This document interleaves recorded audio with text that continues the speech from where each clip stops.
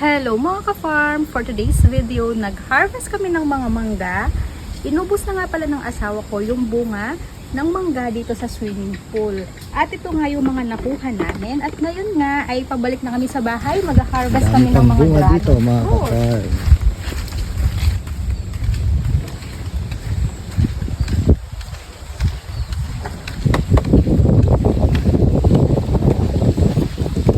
Ang ganda ng mga kulay mo. Ikutin mo. Sobrang daming langgam at tinik.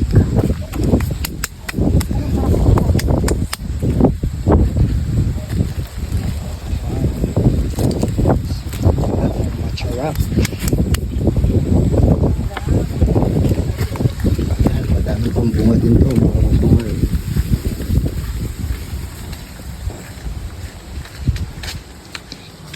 Sila Chopay. At ito pa, ang ganda.